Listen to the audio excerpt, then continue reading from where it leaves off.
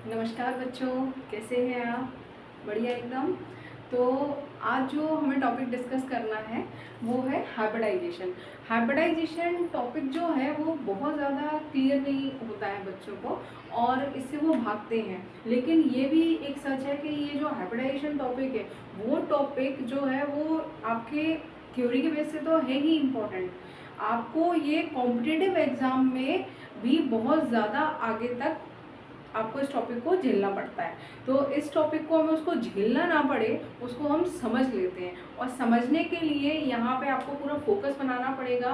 Video को बहुत ज़्यादा स्पीड में नहीं देखना है आपको। इस वीडियो को देखने के लिए आपको तसल्ली रखनी पड़ेगी, एक एक स्टेप ध्यान से समझना पड़ेगा, एक एक रूल जो है इसका आपको अपनी कॉपी में नोट करना पड़ेगा। ध्यान रखिए, जो भी आप केमिस्ट्री में पढ़ते हैं अगर आप उसको लिख के देखते हैं ना तो वो टॉपिक आपका एकदम जो है वो 100% क्लियर हो जाता है। तो इस वजह से आज जो हम स्टार्ट कर रहे हैं हाइब्रिडाइजेशन, उसको ध्यान से समझिएगा। और मैं यहाँ तक कह सकती हूँ कि ये जो टॉपिक है आज पढ़ने के बाद आपका क्लियर ज़रूर हो जाएगा और इसमें आपके डाउट नहीं रहेंगे। अगर फिर भी आपके डाउट रह जाते हैं तो कमेंट में ज़रूर लिख दीजिएगा कि मैम यहाँ पे हमको ये चीज़ क्लियर नहीं हुई, तो मैं उसको आपको और ईजी वे में समझाने के लिए एक वीडियो और बना दूंगी। ठीक है, तो चलिए स्टार्ट कर लेते हैं हाइब्रिडाइजेशन। देखिए, हाइब्रिडाइजेशन जो वर्ड बना है ना हमारा, वो हाइब्रिड स्पीसीज जो हम पढ़ते थे, आपने शायद पढ़ा भी हो या सुना हो हाइब्रिड स्पीसीज। ये होता क्या है? हाइब्रिड स्पीसीज में क्या होता है, सपोज हम एग्जांपल ले लेते हैं, जैसे हमारा एक रेड रोज है, एक वाइट रोज है। अगर इन दोनों प्लांट को हम कट करके और एक साथ मर्ज कर दें और उनकी प्लांटिंग कर दें तो कुछ समय बाद जब उसमें फ्लावर आएंगे तो आप देखोगे जो फ्लावर्स का कलर है ना तो वो रेड ही होगा ना वो वाइट ही होगा। हमें जो कलर निकल के आएगा वो कुछ पिंकिश कलर निकल के आएगा। लेकिन अब इस प्लांट में जितने भी फ्लावर आएंगे वो पिंकिश कलर में ही आएंगे। ऐसा नहीं होगा कि कुछ रेड निकल रहे हैं कुछ वाइट निकल रहे हैं, है ना। तो मतलब इसी तरीके से यहाँ पे अब जो कॉन्सेप्ट लगाने वाले हैं हाइब्रिडाइजेशन, वो किस केस में हमें अप्लाई करना है और वाइटल्स के केस में। तो चलिए इसको देखें तरीके से, ये जो है वो कनेक्ट होता है हाइब्रिड स्पीसीज और हाइब्रिडाइजेशन में। तो चलिए स्टार्ट कर लेते हैं हाइब्रिडाइजेशन। इसमें समझने के पहले मैं आपको एक एग्जांपल देना चाहूँगी, क्योंकि जब हम एग्जांपल से स्टार्ट करते हैं तो हमें चीज़ें बहुत बेहतरीन तरीके से समझ आती हैं। तो मैं यहाँ पे एक एग्जांपल ले रही हूँ कार्बन टेट्रा क्लोराइड का। ठीक है, ध्यान से समझना है। मैं फिर कह रही हूँ, वीडियो को बहुत ज़्यादा स्पीड में नहीं चलाना, 2x 3x मत चलाने लग जाइएगा, नहीं तो ये कुछ नहीं समझ आएगा आपको। यहाँ पे CCl4 एक एग्जांपल दिया है। अब आपको पता है कि अगर हम CCl4 बनाते हैं तो भाई ये जो 4 क्लोरीन है वो इस तरीके से कार्बन से जुड़े होते हैं। ठीक है भाई, कार्बन से जुड़े हैं। अब यहाँ पे जो कार्बन से जुड़े हैं और इन सबकी जो एनर्जी है, बॉन्ड्स जो है वो सबकी एनर्जी सिमिलर होगी। जब हम इनको ब्रेक करेंगे तो कार्बन क्लोरीन के जितने भी बॉन्ड्स दिए हैं अगर आप उसको ब्रेक करने जाओगे तो इनकी एनर्जी सिमिलर होनी चाहिए। ठीक है भाई, होगी। ठीक, जब हमने तोड़ना इसको स्टार्ट किया तो सपोज हमारे यहाँ पे अगर 2 kg जूल या 20 किलो जूल जो भी एनर्जी हमें लग रही है इसको ब्रेक करने में बॉन्ड को, तो उतनी ही इसमें और इसमें चारों बॉन्ड्स में सिमिलर एनर्जी इनको लगेगी। ठीक है, अब यहाँ पे देखना है, सबसे पहले जो कार्बन है इसका हम एटॉमिक नंबर देखते हैं। तो जो कार्बन है उसका एटॉमिक नंबर कितना होता है भाई? 6 होता है। कन्फिग्रेशन अगर देखें तो 1s2 2s2 और 2p2 होता है। जब भी हम बात करते हैं ना कन्फिग्रेशन की, और आपने देखा होगा आपके स्कूल्स में भी जो टीचर्स होते हैं वो आपको बोलते हैं आउटर सेल के ले लिए, आउटर सेल के इलेक्ट्रॉन्स ले लेते हैं। ऐसा क्यों बोलते हैं? ऐसा इसलिए बोलते हैं क्योंकि जो बाहर के इलेक्ट्रॉन्स होते हैं ना, सबसे बाहर वाली शेल के, वही इलेक्ट्रॉन्स होते हैं जो रिएक्शन में पार्टिसिपेट करते हैं, ना कि अंदर वाले इलेक्ट्रॉन्स। तो अब देख लेते हैं इसको, हम यहाँ पे 2s और 2p ड्रॉ कर रहे हैं। s में कितने इलेक्ट्रॉन्स दिख रहे हैं? 2 इलेक्ट्रॉन्स दिख रहे हैं। यहाँ पे आपको p में भी 2 इलेक्ट्रॉन्स दिख रहे हैं। अब आप देख रहे हो कि यहाँ कितने Cl लगे हुए हैं? 4 Cl में आपको पता है जो क्लोरीन होता है उसके पास बाहर शेल में 7 इलेक्ट्रॉन्स होते हैं। नहीं पता है तो यहाँ देख लो, 17 होता है, 2 8 7। बाहर वाली सेल में कितने इलेक्ट्रॉन्स हैं? 7 है। इसको एक इलेक्ट्रॉन चाहिए अपना ऑक्टेट कंप्लीट करने के लिए, तो वो ये एक इलेक्ट्रॉन किसके साथ शेयर कर रहा है? कार्बन के इलेक्ट्रॉन के साथ। इसी तरीके से यहाँ पे ये क्लोरीन भी सारे के सारे कार्बन के साथ इलेक्ट्रॉन शेयर कर रहे हैं। ठीक है, और यहाँ पे ये स्ट्रक्चर निकल के आ रहा है। तो यहाँ आप अभी देखो जो कार्बन है उसके पास कितने अनपेयर्ड इलेक्ट्रॉन दिख रहे हैं, केवल आपको 2 अनपेयर्ड इलेक्ट्रॉन दिख रहे हैं। मतलब आपको अगर ये स्ट्रक्चर ड्रॉ करना है तो उसके पास बैलेंस इलेक्ट्रॉन में 4 जो इलेक्ट्रॉन, बैलेंस शेल में जो 4 इलेक्ट्रॉन है ना, वो 4 अनपेयर्ड फॉर्म में चाहिए आपको। ऐसा नहीं चाहिए कि एक पेयर बना के बैठा है और एक एक सिंगल बैठा है, नहीं, हमें चारों इलेक्ट्रॉन्स अनपेयर्ड चाहिए। अब अनपेयर्ड के लिए क्या करें भाई, ये जो इलेक्ट्रॉन है वो एनर्जी गेन करेगा, ये जो इलेक्ट्रॉन, ये इलेक्ट्रॉन कहाँ जंप कर जाएगा, 2p में जंप कर जाएगा एनर्जी को गेन करके, ठीक है। तो इसकी जो एक्साइटेड स्टेट होगी उसमें अब हमें कंडीशन कुछ ये देखने को मिलेगी, ठीक है, हो गए। अब 4 अनपेयर्ड अगर हो गए तो 4Cl भी यहाँ पे अपने 7 इलेक्ट्रॉन के साथ आके यहाँ कोवेलेंट बॉन्ड का फॉर्मेशन कर सकते हैं, ये इसके साथ, ये इसके साथ, और एक Cl जो है वो इसके साथ, और ये वाला इसके साथ, यहाँ पे कोवेलेंट बॉन्डिंग हो सकती है इजीली, ठीक है, चार्ज होता है। लेकिन अगर हम यहाँ पे देखें कि ये जो हमने अभी कोवेलेंट बॉन्डिंग करवाई है कि यहाँ पे इस तरीके से Cl आके ऐड हो गया होगा, तो उसमें आप देखो कि ये जो 3 Cl हैं, ये जो 3 Cl है वो P से जुड़ेगा, PX PY PZ से, लेकिन इसमें एक जो Cl है वो कहाँ जाके बॉन्डिंग कर रहा है, S से। तो S ऑर्बिटल और P ऑर्बिटल की अगर बात करी जाए तो इनकी एनर्जी अलग होती है। और थोड़ी देर पहले मैंने आपको एक चीज़ बोली थी कि इसकी ब्रेकिंग में चारों बॉन्ड्स को अगर हम ब्रेक करते हैं तो सिमिलर एनर्जी लग जाती है, यही बोला था मैंने। तो अगर यहाँ सिमिलर एनर्जी लग रही है और स्ट्रक्चर कुछ इस तरीके से कह रहा है कि यहाँ पे तो इसकी एनर्जी अलग है और इसकी एनर्जी अलग है, तो फिर ऐसा क्या हो गया कि यहाँ पे जो इनकी एनर्जी है वो सिमिलर हो गई। ऐसा क्या हो गया, यहाँ पे एक फिनोमेनॉन हुआ है जिसका नाम है हाइब्रिडाइजेशन। मतलब यहाँ जो ऑर्बिटल्स हैं वो मर्ज हुए हैं, और जितने नंबर में मर्ज हुए हैं उतनी ही नंबर में ऑर्बिटल्स नए फॉर्म हुए हैं। डिफरेंस बताना है कि इनकी एनर्जी जो अलग थी, आफ्टर मर्जिंग, आफ्टर हाइब्रिडाइजेशन इनकी जो एनर्जी है वो सिमिलर हो जाती है। और जो 4 अलग अलग एनर्जी वाले ऑर्बिटल्स थे वो आफ्टर हाइब्रिडाइजेशन सिमिलर एनर्जी के ऑर्बिटल्स बना के जो है वो प्रेजेंट हो जाते हैं। अब जब इनका हाइब्रिडाइजेशन होगा तो देखिए अब क्या हो रहा है, यहाँ पे एक S और 3 P मर्ज हो रहे हैं। तो अगर ये मर्ज होते हैं तो हमारे पास 4 नए ऑर्बिटल्स बनते हैं, और ये कौन से ऑर्बिटल होंगे, sp3 sp3 sp3 और sp3 हाइब्रिड ऑर्बिटल्स बनेंगे, और इनमें एक एक इलेक्ट्रॉन इनका पहले से प्रेजेंट था। अब जाके Cl आएगा, Cl पहले नहीं ऐड होगा, Cl के ऐड होने के पहले, Cl के बॉन्ड बनाने के पहले ये फिनोमेनॉन हुआ है, और तब जाके ये सिमिलर एनर्जी के हमको ऑर्बिटल्स मिले हैं, जिनमें जाके अब Cl कोवेलेंट बॉन्डिंग करेगा और फॉर्म हो जाएगा कार्बन टेट्राक्लोराइड। ठीक है, मैं एक बार समराइज कर देती हूँ। क्या हुआ, हमने एक यहाँ पे एग्जाम्पल लिया, इस एग्जाम्पल में आप देख रहे हो कि 4 Cl लगे हैं। मैंने आपको बोला भाई चारों Cl को अगर हम ब्रेक करते हैं कार्बन से तो सिमिलर एनर्जी लगती है, लेकिन यहाँ जब हमने इसका स्ट्रक्चर ड्रॉ किया तो हमने देखा कि एक जो है वो S है और 3 P के ऑर्बिटल्स दे रखे हैं। मतलब इनकी तो एनर्जी चलो सिमिलर हो सकती है, लेकिन इसकी एनर्जी तो कैसे भी सिमिलर नहीं हो सकती। तो ऐसा क्या हुआ कि इनकी एनर्जी यहाँ सिमिलर हो गई। तो यहाँ कौन सा फिनोमेनॉन हुआ, हाइब्रिडाइजेशन। और हाइब्रिडाइजेशन के दौरान यहाँ पे एक S और 3 के P ऑर्बिटल्स ने यहाँ पे मर्जिंग की, जिस वजह से 4 नए ऑर्बिटल्स सिमिलर एनर्जी के साथ हमारे सामने आए, जो कि क्या थे, sp3 sp3 sp3 और sp3। और इस तरीके से हम ये भी बोल सकते हैं कि जो CCl4 है उसका हाइब्रिडाइजेशन क्या है, उसका हाइब्रिडाइजेशन है sp3। ठीक है, तो ये होता है हाइब्रिडाइजेशन, जिसमें पुराने ऑर्बिटल्स जो डिफरेंट एनर्जी वाले हैं वो आके मर्ज हो जाएं, और मर्ज होने के बाद सिमिलर एनर्जी वाले ऑर्बिटल्स उतने ही नंबर में फॉर्म होते हैं जितने पुराने मर्ज हुए थे। तो उस प्रोसेस को हम बोलते हैं हाइब्रिडाइजेशन। और यहाँ पे एक एग्जांपल हमने देख लिया sp3 हाइब्रिडाइजेशन का। ठीक है, तो चलिए आगे बढ़ लेते हैं और sp3 हाइब्रिडाइजेशन के ही थोड़े 1-2 एग्जाम्पल्स और देख लेते हैं, फिर इसके बाद हम कंटिन्यूटी एक एक हाइब्रिडाइजेशन को स्टडी करेंगे। sp3 हाइब्रिडाइजेशन में ही जो हम अगला एग्जाम्पल डिस्कस करने वाले हैं वो है CH4 NH3 ammonia and H2O water.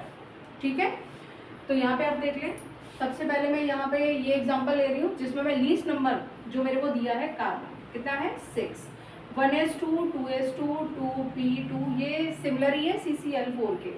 Outer cell में कितने इलेक्ट्रॉन्स हैं टोटल 4, लेकिन अभी एक पेयर में बैठा हुआ है तो ये इसकी ग्राउंड स्टेट है।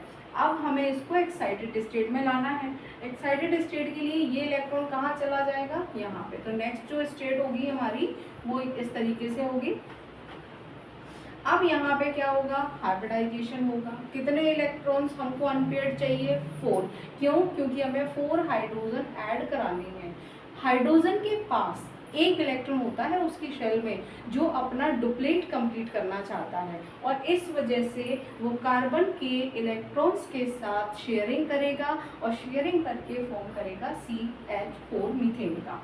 ठीक, अब यहाँ पे भी हाइब्रिडाइजेशन क्या हो गया sp3, एक s और p के 3 ऑर्बिटल्स मर्ज हुए, sp3 ऑर्बिटल्स बने और उसके बाद यहाँ पे इस तरीके से सिमिलर एनर्जी के ऑर्बिटल्स हमको मिल गए जिनमें हाइड्रोजन अपने एक एक इलेक्ट्रॉन के साथ आके कोवैलेंट बॉन्डिंग फॉर्म कर लेगा। ठीक है, तो ये किसका हो गया मीथेन का स्ट्रक्चर। अब यहाँ पे जो मीथेन है वो स्ट्रक्चर जो उसकी ज्योमेट्री होगी वो क्या होगी, तो यहाँ पे कुछ इस तरीके से ये कार्बन हाइड्रोजन के साथ बॉन्ड बनाता है और ये जो स्ट्रक्चर है वो कहलाता है टेट्राहेड्रल। टेट्राहेड्रल। अब यहाँ पे ये जो बॉन्ड होता है ये बॉन्ड 109.28 मिनट का रहता है।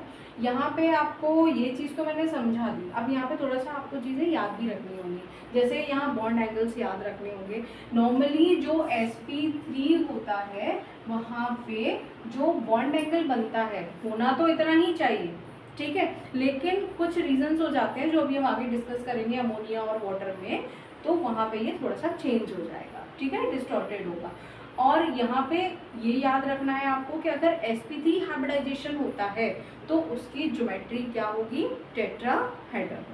ठीक है, अब मैं आगे बढ़ रही हूँ, एक और एग्जांपल लेना है हमको अमोनिया। अमोनिया में आप देख रहे हैं कि यहाँ पे n लीस्ट नंबर में है, तो मैं यहाँ नाइट्रोजन ले रही हूँ और नाइट्रोजन इलेक्ट्रॉन रखता है 7, 1s2 2s2 2p3। Outer cell को ही हम फिर से ले रहे हैं, यहाँ पे 3, ठीक है। अब यहाँ आप देखिए कि यहाँ पे जो हाइड्रोजन है वो कितने ऐड कराने हैं, 3 हाइड्रोजन हमको ऐड कराने हैं। हमारे पास 3 अनपेयर्ड इलेक्ट्रॉन्स भी हैं, लेकिन हाइब्रिडाइजेशन में जब देखा गया तो जो एनर्जी थी वो सब सिमिलर थी, तो इस वजह से ये कंक्लूजन निकला कि भाई यहाँ पे जो हाइब्रिडाइजेशन हुआ है वो s और p के 3 ऑर्बिटल्स में हुआ है, ठीक है, क्योंकि ये एक ही शेल में है तो ये पूरे के पूरे इलेक्ट्रॉन्स पार्टिसिपेट करेंगे, ठीक है। भले लोन पेयर है तो क्या हुआ वो पार्टिसिपेट करेंगे पूरी रिएक्शन में। जब भी नाइट्रोजन किसी से रिएक्ट करता है ना तो उसके 5 इलेक्ट्रॉन्स होते हैं जो मैदान में उतरते हैं रिएक्शन के लिए, तो वही यहाँ पे होगा, ठीक। अब यहाँ पे हाइब्रिडाइजेशन हो गया अगर sp3, तो हमको जो हाइब्रिड ऑर्बिटल्स मिले वो कुछ इस तरीके से मिले कि भाई एक लोन पेयर है और यहाँ 3 जो है अनपेयर पड़े हुए हैं इलेक्ट्रॉन्स। अब यहाँ पे कितने हाइड्रोजन ऐड कराने हैं, 3 हाइड्रोजन ऐड कराने हैं, तो 3 हाइड्रोजन के लिए एक एक हाइड्रोजन अपना इलेक्ट्रॉन लेके आएगा और इसके साथ इलेक्ट्रॉन शेयरिंग करके यहाँ पे ये फॉर्म कर लेगा NH3 का स्ट्रक्चर। अब NH3 का स्ट्रक्चर जो है वो बन गया, लेकिन आप देख रहे हैं यहाँ पे एक पेयर ऑफ इलेक्ट्रॉन्स रह गया जिसको हम क्या बोलेंगे लोन पेयर, क्या बोलेंगे लोन पेयर। अब इसकी जो ज्योमेट्री है उसको देखते हैं। देखिए यहाँ पे जो ज्योमेट्री मिलेगी वो कुछ इस तरीके से मिलेगी। जब भी sp3 हाइब्रिडाइजेशन हो तो वहाँ पे ज्योमेट्री टेट्राहेड्रल ही होगी, ध्यान रखिएगा, क्योंकि जब ज्योमेट्री की बात होती है तो लोन पेयर और बॉन्ड पेयर दोनों काउंट किए जाते हैं, इस चीज़ को ध्यान रखना। जब भी ज्योमेट्री पूछी जाए तो उसमें आपको लोन पेयर और बॉन्ड पेयर दोनों काउंट करनी है। तो यहाँ देखो बॉन्ड पेयर कितने हैं, 3 है, और एक लोन पेयर हमको यहाँ पे दिया है। तो हमारी जो ज्योमेट्री के लिए नंबर निकल के आ रहा है वो 4 कोऑर्डिनेट नंबर का मतलब है कि यहाँ पे 4 जो है वो प्रेजेंट है, बॉन्ड पेयर और लोन पेयर दोनों मिला के। और जब भी 4 होगा तो ज्योमेट्री टेट्राहेड्रल ही होगी। ठीक है, ये आपको ध्यान रखना है। एक बार समराइज करते हैं फिर से। नाइट्रोजन 7 इलेक्ट्रॉन्स रखता है, यहाँ पे 3 अनपेयर्ड थे, एक लोन पेयर के फॉर्म में था, जो कि स्ट्रक्चर में कुछ इस तरीके से दिख रहा है। भले से आपका लोन पेयर बॉन्ड पेयर कुछ भी हो, जब भी आप ज्योमेट्री बताएं तो उसमें बॉन्ड पेयर और लोन पेयर दोनों को काउंट कर देंगे। दोनों को काउंट किया, हमारे पास जो नंबर निकल के आया वो 4 का मतलब है कि एक एस और पी के 3 ऑर्बिटल्स यहाँ पे पार्टिसिपेट कर रहे हैं, मतलब हाइब्रिडाइजेशन sp3। अब sp3 है तो ज्योमेट्री क्या होगी, अभी बताया था भाई sp3 है तो ज्योमेट्री आपको टेट्राहेड्रल ही बतानी है। अगर ये टेट्राहेड्रल हो गया तो आप कहोगे मैम एंगल भी फिर सिमिलर होना चाहिए, नहीं, एंगल सिमिलर नहीं होगा। एंगल क्यों सिमिलर नहीं होगा, क्योंकि यहाँ पे जो लोन पेयर बैठा है वो बॉन्ड पेयर के साथ करेगा रिपल्शन। क्या करेगा, रिपल्शन, और ये इसको इस तरीके से यहाँ पुश करेगा। जब ये रिपल करेगा तो जो बॉन्ड एंगल 109 का था वो थोड़ा सा और बैंड हो जाएगा, और यहाँ पे जो बॉन्ड एंगल है वो 107 के अप्रॉक्स रहेगा। कुछ बुक्स में 108 दिखा देते हैं, कुछ में 107 है, तो वो चल जाएगा 107 के अप्रॉक्स। तो यहाँ जो बॉन्ड एंगल बना है इसका वो कितना आएगा, 107 डिग्री बॉन्ड एंगल यहाँ पे बनेगा। ठीक है, नेक्स्ट जो है वो देख लेते हैं H2O का। तो लीस्ट नंबर में कौन है, ऑक्सीजन। ऑक्सीजन को देखिए भाई कितना होता है, 8, 1s2 2s2 2p4। Outer cell में 6 इलेक्ट्रॉन्स हैं इसके पास, यहाँ पे ये 2 है और ये 1 2 3 4। फिर से वही कंडीशन हमारे पास आ गई, 2 अनपेयर दिए हैं, 2 लोन पेयर आ गए हैं, 2 हाइड्रोजन ऐड कराने हैं। तो हमें यहाँ पे एक्साइट कुछ नहीं कराना, एक्साइट नहीं कराना है, एज वेल एज यहाँ पे पार्टिसिपेशन इन हाइब्रिडाइजेशन जो होगा, मतलब हाइब्रिडाइजेशन में जो पार्टिसिपेट लेंगे वो एस और पी दोनों लेंगे। क्यों, अभी बताया था, क्योंकि जो आउटर सेल के इलेक्ट्रॉन्स होते हैं वही रिएक्शन में उतरते हैं। ठीक है, वही रिएक्शन में पार्टिसिपेट करेंगे। तो यहाँ पे जो हाइब्रिडाइजेशन होगा वो एक एस और पी के 3 ऑर्बिटल्स यहाँ पार्टिसिपेट करेंगे, और जब पार्टिसिपेट करेंगे तो 4 सिमिलर एनर्जी वाले ऑर्बिटल्स हमको यहाँ मिल जाएंगे, जिनमें से 2 लोन पेयर होंगे और 2 अनपेयर्ड होंगे। ये जो अनपेयर्ड हैं वो हाइड्रोजन के एक इलेक्ट्रॉन के साथ इलेक्ट्रॉन की शेयरिंग करेंगे, कोवैलेंट बॉन्ड का फॉर्मेशन करेंगे, और स्ट्रक्चर कुछ इस तरीके से शो करेंगे। ठीक है, अब इसमें आप फिर से देख रहे हैं 2 लोन पेयर आ गए। तो जो 2 लोन पेयर आए हैं, ये लोन पेयर में भी रिपल्शन होगा। तो जब लोन पेयर में रिपल्शन होगा और लोन पेयर बॉन्ड पेयर में भी रिपल्शन होगा, तो जो 107 का नाइट्रोजन के केस में हमने देखा था, अमोनिया के केस में, वो और थोड़ा सा बैंड हो जाएगा। क्यों भाई, उसको रिपल्शन मिल रहा है, रिपल्शन मिल रहा है तो वो और बैंड हो रहा है। जब वो और बैंड होगा तो जो यहाँ बॉन्ड एंगल है वो 105 डिग्री के अप्रॉक्स पहुँच जाएगा। ठीक है, तो इस तरीके से यहाँ पे बॉन्ड एंगल और शॉर्ट हो जाएगा।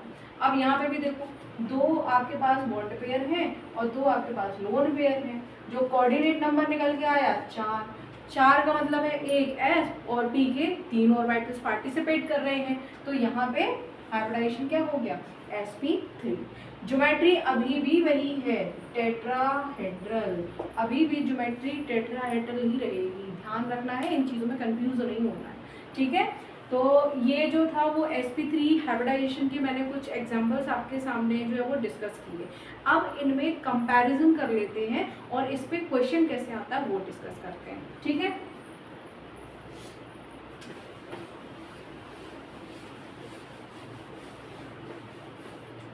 क्वेश्चन इसमें बनता है कि भाई sp3 हाइब्रिडाइजेशन तीनों में हो रहा है। ठीक है, और तीनों में ही जो ज्योमेट्री है वो टेट्राहेड्रल है। फिर इनके ज्योमेट्री देखिए, तीनों में sp3 हाइब्रिडाइजेशन है, ठीक है, और तीनों में सिमिलर ज्योमेट्री भी है, तो फिर इनके बॉन्ड एंगल में चेंज क्यों आ रहा है? ठीक है, बड़ा सिंपल सा क्वेश्चन है, एक कीवर्ड याद रखना है और आंसर आपका रेडी है। तो यहाँ पे क्वेश्चन पूछेंगे, ऑल्दो मीथेन, अमोनिया, वाटर, ये सारे जो हैं वो सिमिलर ज्योमेट्री रखते हैं, सिमिलर यहाँ पे हाइब्रिडाइजेशन है, फिर इनके बॉन्ड एंगल जो है वो डिफर क्यों होते हैं? तो उसका रीज़न क्या निकल के आया था? उसका रीज़न था लोन पेयर बॉन्ड पेयर और लोन पेयर रिपल्शन, ठीक है। मतलब जो रिपल्शन हो रहा था ड्यू टू या कॉज ऑफ रिपल्शन की वजह से यहाँ पे इनके स्ट्रक्चर्स हमको डिफर दिखाई दे रहे थे और बॉन्ड एंगल भी इसका हमको डिफर दिखाई दे रहा था। आई थिंक आपको ये वीडियो समझ आया होगा, sp3 हाइब्रिडाइजेशन आपका क्लियर हो गया होगा। अब नेक्स्ट वीडियो में मैं बाकी के जो रिमेनिंग हाइब्रिडाइजेशन है वो एक एक करके आपके सामने लाती रहूँगी। और प्लीज़ कमेंट करिएगा कि अगर इस टॉपिक में कोई डाउट आपको जा रहा है तो वो भी मुझे बताइएगा। कोई और क्वेश्चन हो तो वो कमेंट में लिख दीजिएगा, मैं आपका डाउट क्लियर करने की पूरी कोशिश करूँगी। Thank you.